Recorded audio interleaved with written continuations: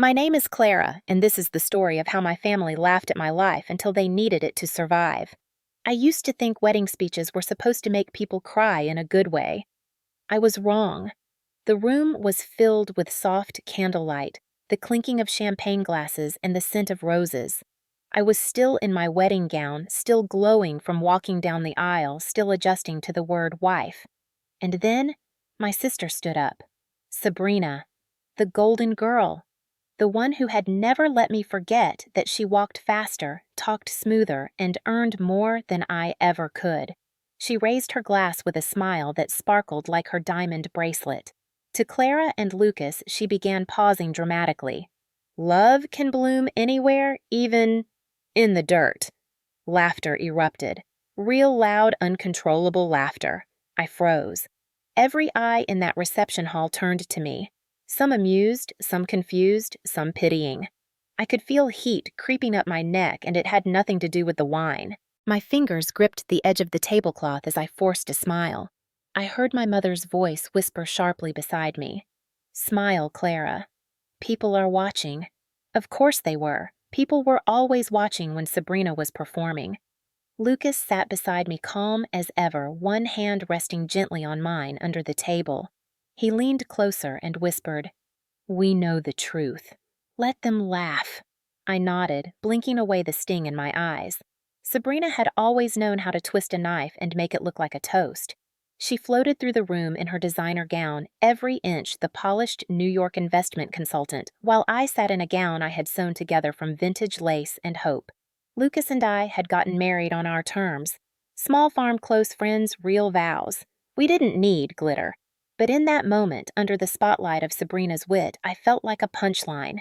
The irony wasn't lost on me. The sister who once convinced me to get a nose job before high school prom was now toasting my marriage with a dig so public it should have been printed on the menu. Later that night, while people danced and posed for selfies, I stood outside under the string lights alone. My father had delivered a speech earlier, too. Clara has always marched to the beat of her own drum, he said. Even if that drum was a little off-key. Another laugh line. Another moment that felt like someone pinning a label on me second best. Lucas found me by the rose bushes. He handed me a glass of water instead of champagne and said, "Someday you're going to look back at tonight and smile. Not because it was perfect, but because it showed you exactly where everyone stood." I didn't answer. I wasn't ready to admit that he might be right. That night, I lay in bed next to the man I had chosen, the man the world thought wasn't enough. I replayed every laugh, every comment, every look, and something inside me began to shift. They saw dirt, but they had no idea what was growing underneath. Growing up, I was the quiet one, not the shy one, not the weird one, just quiet. I drew in notebooks instead of arguing at the dinner table. I painted landscapes while Sabrina debated politics. She was always front and center spotlight ready. I was somewhere off stage holding the curtain. My parents loved us both, I think, but they admired Sabrina. They showed her off like a trophy while I was the family's soft background music. When she got into Wharton, they threw a party with catered sushi and a rented string quartet. When I got into an art school in upstate New York, my dad said, "At least it's not too far away." And that pretty much summed up the family dynamic. Sabrina was the headline. I was the footnote. I never expected to be praised for choosing art. I wasn't chasing approval, but there's a difference between silence and subtle scorn. They tolerated my path the way people tolerate bad weather patiently with the hope it'll pass. When I met Lucas, it wasn't some cinematic moment. It was raining. My car had broken down on the edge of a winding mountain road. He pulled up in an old pickup truck and offered me a ride to town. No grand gesture, no flirtation, just a calm presence and a thermos of coffee. He had dirt under his nails and honesty in his eyes. I remember thinking, this is someone who means what he says. We started talking, then dating. Then I moved out of the city and into his world. My parents were baffled. My mother asked if I was pregnant. My father asked if Lucas had a 401k. When I told them we were starting an organic farm, there was a pause on the other end of the phone. Then, well, I suppose someone has to grow things. They didn't visit. They didn't ask questions. When Sabrina got married to Gareth, a hedge fund guy who wore cufflinks shaped like bull and bear icons, the wedding was in a vineyard in Napa. There was a drone filming it all. My parents beamed in every photo. I remember my mom adjusting Sabrina's veil, her fingers so gentle, so careful, like she was tending to a porcelain doll. At my wedding, she adjusted my necklace once, then checked her phone. Gareth was exactly the kind of man they had imagined for their daughters. Moneyed, polished, efficient. When I introduced Lucas as a farmer, my father muttered, "A blue-collar man, huh?" Well, as long as he can handle winter. They never saw him. They never saw his mind. They saw his boots. Sabrina, of course, made it her personal mission to remind me what I'd given up. Every time we talked, she'd drop hints about the latest tech investments Gareth was leading or the penthouse renovation they were funding. I didn't resent her success. I resented the assumption that mine didn't count. Our farm was small, yes, but we built it from scratch. We had customers who knew us by name. We had long days, early mornings, muddy boots, and full hearts. Still, at every family function, I was asked the same question, "Are you ever going to move back to the city?" As if Vermont was a long detour on my way to something better. Sometimes I would nod and smile. Sometimes I'd just change the subject. Lucas never took it personally. He would say, "They don't know any better. Let them think what they want." But it got harder over time, especially when our farm started expanding. Especially when Lucas began drawing blueprints on napkins at night, scribbling notes about sensors, data inputs, and soil readings. He was building something. I didn't understand all of it at first, but I knew it mattered to him. And because it mattered to him, I paid attention. When he started filing patents, I helped with the paperwork. When he built his first prototype, I painted the logo on the side of the equipment shed. It was our life taking root slowly, quietly out of sight. We didn't announce anything. We didn't post. We just worked. Meanwhile, Sabrina and Gareth were everywhere. Magazine features, social media launches, holiday trips to Switzerland. Their world sparkled. Ours grew. I didn't envy their glow. I just wished they didn't look at our life like it was a failed audition. But maybe that's how it had always been. Sabrina the bright light.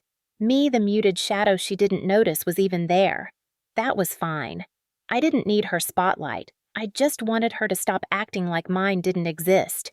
Life after the wedding wasn't easy, but it was ours. Lucas and I lived in a small farmhouse on the edge of a pine grove.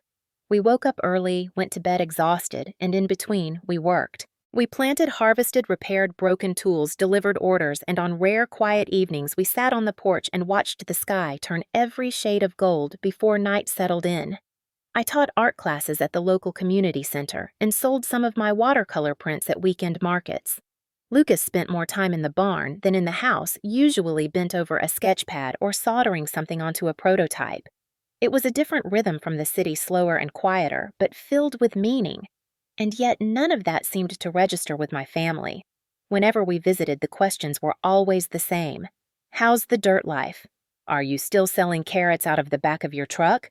One Thanksgiving, Gareth made a toast about betting on high-growth ventures and then turned to Lucas and said, "But hey, food security is important too. Somebody has to keep the kale alive." Everyone laughed except Lucas. He simply nodded and replied, "At least people can eat what we grow. Can't say the same for digital coin." Gareth didn't laugh, but the moment passed and so did any chance of accountability. My mother would shake her head and say, "Try not to be so sensitive, Clara. They're just teasing." But it was always more than teasing. It was positioning. Sabrina and Gareth were the golden couple living in a high-rise with an elevator that opened into their apartment. Lucas and I lived in a home where the floors creaked and the water heater worked half the time. They threw cocktail parties with catered hors d'oeuvres. We invited neighbors over for potluck dinners where the main dish came from our garden. I knew what they saw. I knew they thought we had settled, and maybe to them we had, but there was never a day when I wanted their life instead of mine. Not even when I burned my hand on a faulty water pump. Not even when I tore a hole in my only winter jacket stacking hay bales at 5 in the morning. Because every time I looked at Lucas, I saw a man who didn't need validation to know his worth. A man who built with his hands and dreamed with precision. A man who never once asked me to be anything other than myself. Still being around my family chipped away at something inside me. Every birthday, every holiday, every visit turned into a subtle performance. They didn't ask questions to understand. They asked to confirm what they already believed, that I had chosen wrong, that I had traded upward mobility for mud, that I had married down, and I began to feel it too. Not regret, just the weight of always defending a life that needed no apology. The worst part wasn't the mockery, it was the condescension wrapped in concern. My mom asking if I needed money even when I never once asked. Sabrina offering to connect me with real estate contacts in case I wanted to leave the farm behind. Gareth joking about hiring Lucas to landscape the backyard at their new vacation home. I smiled through all of it. I nodded. I played polite. Until one afternoon when my mother leaned in during lunch and said, "You know, sweetie, it's not too late to come back. You could get your teaching license in the city. Find a new rhythm." I looked at her and said, "This is my rhythm. Just because you can't hear the beat doesn't mean it's not music." She didn't respond, but for the first time, she didn't smile either. Sabrina threw a party for our mother's 65th birthday, and of course it was extravagant. Held in their penthouse overlooking the Hudson with string quartets and signature cocktails named after famous matriarchs, the whole event screamed curated elegance. Lucas and I arrived with a homemade lemon lavender cake wrapped in brown paper and twine. We walked through a sea of people dressed in tailored clothes and expensive silence. No one looked like they'd ever held a shovel. The moment we stepped into the room, I felt it. The sideways glances, the tight smiles, the subtle distance people gave us like we might track mud into the marble. Gareth welcomed us with a stiff handshake and a forced grin, then offered to take the cake to the kitchen staff. Sabrina appeared moments later, arms open air kisses on both cheeks, and a sweeping glance at my linen dress that said more than words ever could. "Oh, Clara," she said, "how rustic." I smiled and replied, "Thanks. You look very expensive." She laughed like I'd told the funniest joke in the room. During dinner, we sat at the far end of the table near the caterers, while the center spotlight belonged to Sabrina and Gareth recounting their recent ski trip to the Alps and teasing a big announcement about a new investment fund they were launching. I poked at my beet salad while my mother told Lucas, "You should consider getting into consulting. With your hands-on experience, you could advise agriculture startups," Lucas replied calmly. "We are a startup." Just a quiet one. The silence after that was brief but thick. Later, as dessert was being served and the pianist started playing something soft and familiar, Sabrina tapped her glass and stood up. "I just want to thank everyone for coming tonight. It means so much to celebrate Mom with all the people she loves." She looked down the table, then added with a smile, "Even the ones who decided to trade Wall Street for hay bales." Another round of laughter. My fork froze mid-air. I saw Lucas's jaw tighten, but he didn't speak. My father chuckled, clearly proud of the line. My mother glanced at me, then looked away, and in that moment, I knew. They didn't think they were being cruel. They thought they were being clever. They thought they were being right. After dinner, I found myself alone on the balcony, looking out at the city lights and wondering how far away Vermont felt from here. Lucas joined me quietly. He didn't say anything. He didn't have to. His presence always settled something inside me. "Why do we keep coming to these things?" I asked. He shrugged. "Because deep down, you still hope they'll see you." I didn't respond. He was right. That night, while the city hummed outside our guest room window, I lay awake replaying every moment of that dinner. Every smile that felt like a wince. Every joke disguised as a compliment. Every glance that measured me against something shinier. I wasn't angry. Not yet. Just tired. I had tried for so long to be polite, to not make waves, to believe that if I stayed kind enough, quiet enough, useful enough, they would finally respect the life I had chosen. But all they saw was compromise. All they heard was failure. They were wrong, of course. But that didn't make the ache go away. The next morning before we left, my mother hugged me and whispered, "Don't let Sabrina get to you. She just worries you're missing out." I pulled back and looked her in the eye. "I'm not missing anything. I just stopped needing their version of more." She blinked, unsure how to respond. Lucas took my hand as we walked toward the elevator. I glanced back one last time at the glittering space behind us, and for the first time, I didn't feel small. I felt like a stranger. a polite guest who had overstayed a shallow welcome. In the elevator, Lucas said, "One day they'll figure out they bet on the wrong horse." I squeezed his hand and whispered, "Let's hope by then the race is already over." I didn't know it yet, but the race had already started, and they were about to fall flat on their faces. It began subtly like hairline fractures beneath polished marble. First, it was my mother missing our weekly call without explanation. Then it was my father replying to my messages with vague answers and clipped sentences. Something felt off, but I couldn't quite name it. A few weeks later, Sabrina called me out of the blue. We hadn't spoken directly since the birthday party. I almost didn't answer, but curiosity won. Her voice on the other end was tight-controlled, the kind of calm that only comes before a storm. She said she was in the area and wanted to stop by. No Gareth, just her. When she pulled up in her sleek electric car, she stepped out wearing sunglasses and the same scent I remembered from college, sharp, citrusy, expensive. She looked around at the farm like she was standing in a foreign country. "Wow," she said, forcing a smile. "It's quieter than I imagined."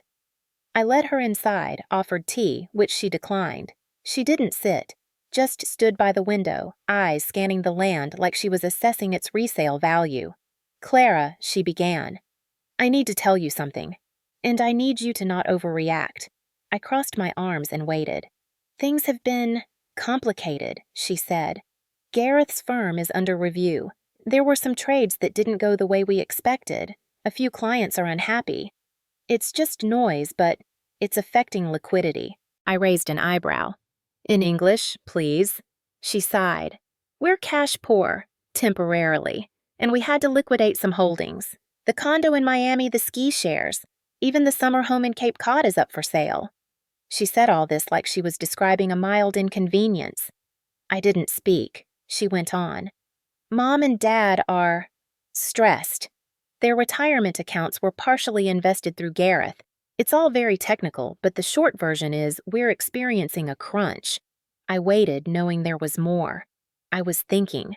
She continued, "Maybe it's time to sell part of this place. You and Lucas don't need all this land, right, and it could really help get us back on track." There it was, the ask, wrapped in careful words but clear as day. I stared at her stunned. "You want me to sell our land, to fix your husband's mistakes?" She flinched. "It's not like that." "Really?" "Because from where I'm standing it sounds exactly like that." She softened her tone. "Clara, we're family. We always help each other. You don't want to see Mom and Dad lose their home, do you?" I stepped back. "They're only in danger because they trusted Gareth." "You don't understand finance," she snapped. "This isn't about blame. It's about solutions." "No," I said quietly. "It's about desperation." She stared at me wounded. "I came to you because I thought you'd understand. You're always preaching compassion and simplicity. I thought maybe you'd want to be part of the solution." "You thought I'd give up everything we've built," I said, "because your world is crumbling." She didn't respond, just looked at me like she was seeing me for the first time and not liking what she saw. "Let me talk to Lucas," I added. "We'll think about it." "Please don't take too long," she said as she walked to the door. "Time isn't really on our side." I watched her drive away, a cloud of dust rising behind her like a retreating storm. Inside, Lucas was already waiting in the kitchen. He didn't ask what she wanted. He knew. "It's starting," he said simply. I nodded. "They're coming." "Let them," he replied. "We'll be ready." I wasn't sure what that meant. Not yet. But in that moment, something shifted inside me. The shadow had seen the crack, and light was about to pour through. They arrived on a Saturday afternoon, 3 cars pulling into the gravel driveway like a procession of uninvited royalty. Sabrina stepped out first, dressed in beige from head to toe, like she was trying to blend in with the landscape she never respected. Gareth followed, sunglasses on, despite the overcast sky, jaw clenched. My parents came last. My father's face was unreadable. My mother clutched her handbag like it was a life preserver. Lucas stood beside me on the porch as they approached, his expression calm, his hands tucked into the pockets of his work jeans. "Clara," my father began without a hello, "we appreciate you making time." I said nothing, just stepped aside so they could come in. We sat in the living room, Lucas and I on the old couch we had reupholstered ourselves. The others arranged like they were attending a board meeting, not a family visit. My father cleared his throat. I'll get to the point. We're in a difficult position. Gareth's firm, while certain investments didn't pan out, our financial position has been severely compromised. How compromised, I asked. Gareth answered. We're facing potential insolvency if we can't cover several obligations in the next few weeks. I glanced at Lucas, then back at them. And this involves us. How? My mother jumped in, her voice tight. Your land, the farm. It's the only asset in the family that's not entangled. Sabrina added, We've already spoken to a buyer, a development group. They're offering a good price. You'd still have enough to relocate, start over somewhere smaller. I laughed. I didn't mean to, but the sound escaped before I could stop it. You're not serious. We're trying to save the family, my father said. We're asking for your help. You mean, I said slowly, you're asking us to dismantle our life, the life you've mocked and belittled for years, so you can patch up the ruins of yours. It's just land, Gareth muttered. Land with weeds and goats. You could build something better anywhere. This land is our home, Lucas said, voice low but steady. It's our work, our future, our legacy. You're being emotional, my mother said. This is about survival, real life, consequences. Where was all this family unity, I asked, when you laughed at our wedding vows, when you joked about playing in the dirt, when you called our life quaint and small? That's not fair, my father said, but his voice lacked conviction. No, I replied. What's not fair is being told for years that you're less, and then being expected to give more when it suits them. Sabrina's face hardened. I'm trying to save our parents' home. Their security. I thought you'd care about that. I do, I said, but not more than I care about the man who built this life with me from nothing. Not more than I care about what we've grown. Gareth stood pacing. This is ridiculous. We're offering you a way out. That's gratitude. Lucas rose slowly. You came here thinking we were weak, thinking you could scare us with urgency and guilt. But we're not the ones in free fall. My mother's voice cracked. Please, Clara, just think about it. Don't give us an answer now, but we need one soon. Monday at the latest. I nodded. You'll have it. They stood one by one, gathering their papers and egos. As they filed out, Gareth turned to Lucas and said, You'll regret this. Lucas didn't flinch. No, he said, you will. When the door closed behind them, I let out a breath I didn't know I'd been holding. They have no idea, I whispered. Lucas looked at me and said, They're about to.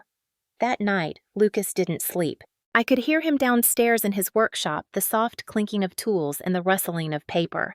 At dawn, he came upstairs with a folder so thick it looked like it could hold someone's future. He placed it on the kitchen table without saying a word. I stared at it, then at him. What is that? He poured coffee into 2 mugs and sat across from me. Everything he said. He opened the folder and began laying out documents one by one. Patent registrations, financial statements, contracts, legal letters. I blinked at the first sheet. Is this your name? That's our first patent, he said. Filed 3 years ago. It's the moisture sensor system I rigged from broken irrigation parts. It now runs on 300 farms across the Midwest. He pulled out another. This is the AI algorithm I built to predict soil fatigue based on drone imaging. Sold it to a sustainable agriculture fund last spring.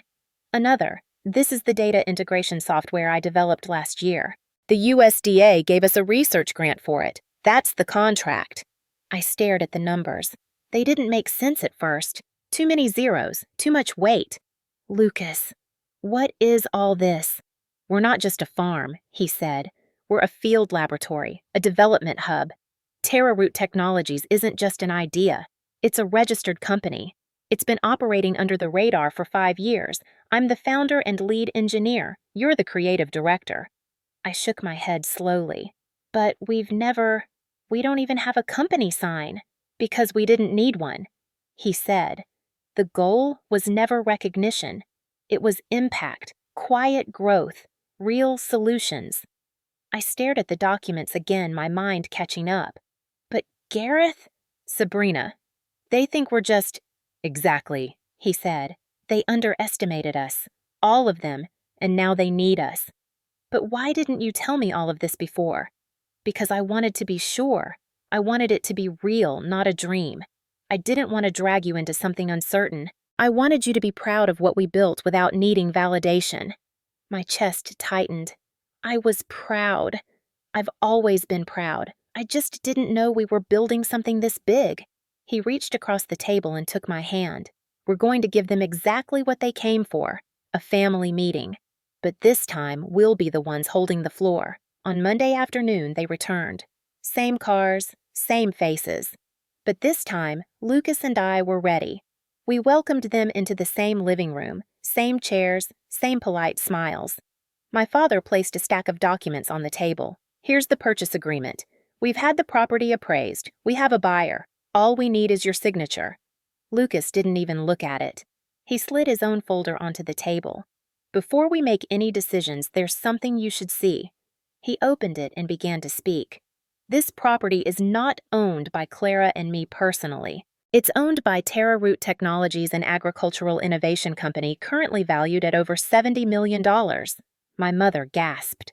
Sabrina blinked rapidly. Gareth leaned forward, his expression cracking for the first time. That's impossible, he said. I monitor every agri-tech startup. I would have seen your name. You did, Lucas said. You just didn't know it. We've been operating quietly through partners and licensees. No press, no public disclosures. Just results. He pulled out more documents. These are our patents. These are our clients. These are the federal grants we've received. And this?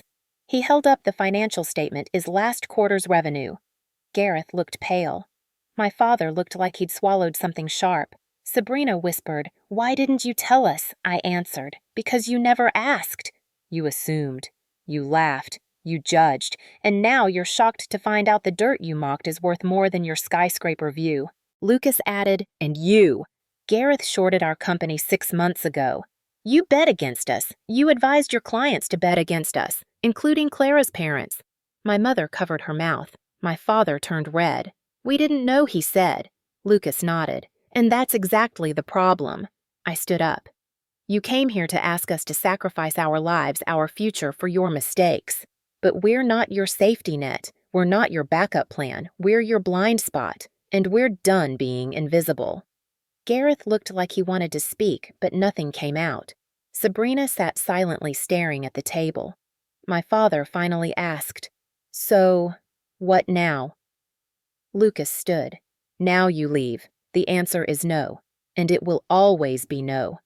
They left without another word. No apology. No ownership. Just silence and the sound of their shoes on old wood floors. As the last door closed, I exhaled. The silence they left behind wasn't heavy. It was clean. It was peace. Lucas looked at me and said, "They saw dirt. They never saw what was growing." I took his hand. But we did, and that made all the difference. 2 days later, my mother called. I didn't answer. She left a voicemail in a trembling voice asking if we could meet just the two of us at the old coffee shop where she used to take us as kids. Against my better judgment, I went. She was already there when I arrived, sitting by the window with her hands wrapped tightly around a cup of untouched tea. She looked tired, older than I remembered, as if the years had caught up with her all at once. I sat down and waited for her to speak. She looked at me with watery eyes and said, "We didn't know, Clara. If we had known, we never would have asked what we did." I didn't respond. I wanted her to fill the silence with something real. Instead, she said, "You have to understand we were scared. Sabrina was desperate. Your father's pension is tied up in the mess Gareth created. We didn't see another option." I leaned back and asked, "So you came to the daughter you spent years diminishing, hoping she'd give up everything to clean up your disaster?" She flinched. "That's not fair, isn't it?" I replied. "You all treated us like second-class citizens, like we chose failure. And when your perfect world cracked, you ran to the farm girl you never respected." Her voice wavered. "We didn't mean to make you feel that way." "But you did," I said. "Every birthday, every holiday, every comment about our simple life. You meant it. She looked away, wiping her cheek. Your father feels terrible. He hasn't slept since the meeting. I nodded. Good. Maybe now he knows what it feels like to lie awake with someone else's judgment on your chest. She reached across the table, but I didn't take her hand. Clara, please. We're family. Doesn't that still mean something to you? I stared at her for a long moment. It used to, but family doesn't manipulate. Family doesn't mock. Family doesn't use guilt like currency. What you call family has always been about control. She opened her mouth, then closed it again. You were our daughter before you were his wife. I shook my head. You only say that now because you think you lost me, but you lost me long ago, the moment you chose silence when I needed your voice. I stood, leaving my tea untouched. Tell Dad I said goodbye.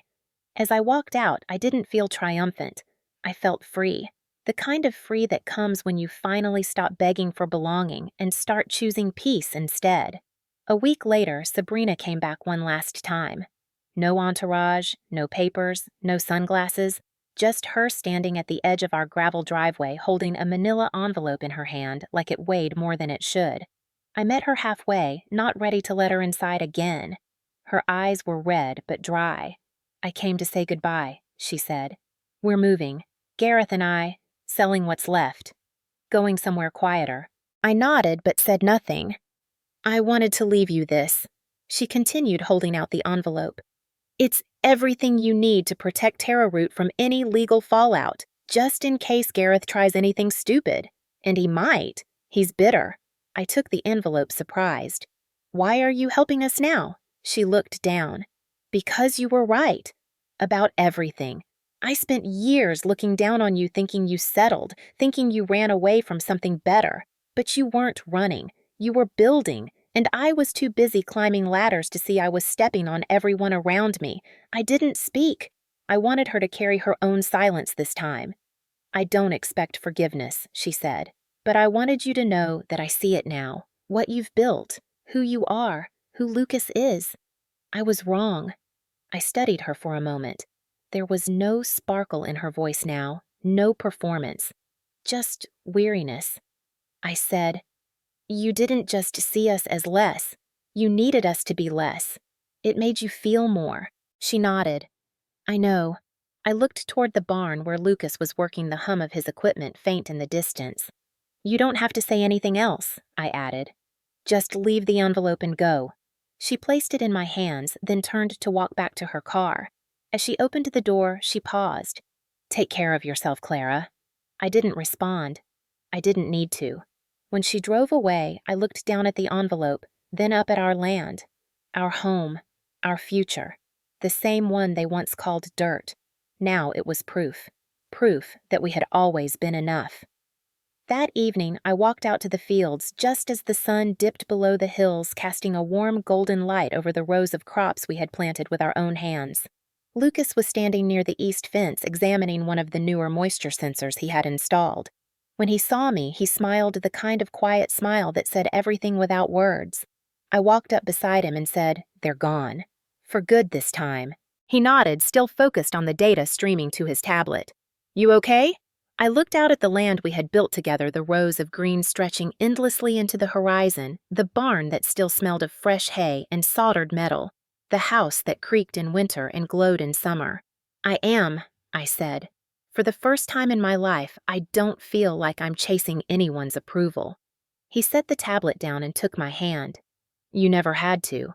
I smiled to the wind, lifting the edges of my linen shirt. But I did. I chased it for years. Every joke, every backhanded compliment, every silence at the table, I let it carve something into me. Something small. But it's gone now. Lucas didn't say anything. He never rushed me.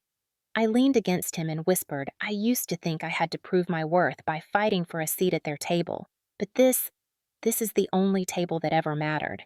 We stood there for a while, watching the sky fade from gold to indigo. In the distance, the barn lights flickered on automatically. Our systems were working, our company was growing, and no one could take that from us. A few days later, I got a letter in the mail. It was from my father, typed, cold. accusing me of betrayal, of turning my back on my blood, of choosing a man over my family. I read it once and threw it in the compost bin. Some things are better off decaying. The following Sunday, Erin came by. She was Sabrina's old college roommate, one of the few people who had always treated Lucas with kindness. She brought over fresh bread and stayed for dinner.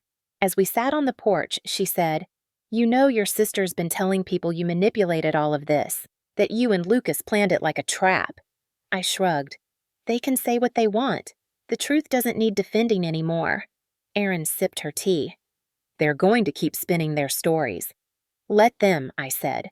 "We've got better things to grow." That night, Lucas and I walked through the fields like we always did, hand-in-hand boots, sinking into soft earth. He said, "If you could go back, would you change anything?" I thought about the birthday party, the wedding speech, the silence, the demands, the day they stood in our living room with contracts and assumptions. I thought about the years I spent trying to prove I wasn't a disappointment. And I thought about this moment standing in the center of the life we chose. "No," I said. "I wouldn't change a thing." As we reached the edge of the field, Lucas pointed toward the sky. "There," he said. "That's Venus, the evening star." I looked up and smiled, still shining even after sunset. He kissed my temple and whispered, "Just like you." I closed my eyes and breathed in the scent of soil, of sweat, of home. I wasn't a shadow anymore. I wasn't chasing anything. I was standing still, rooted deep, and finally fully seen.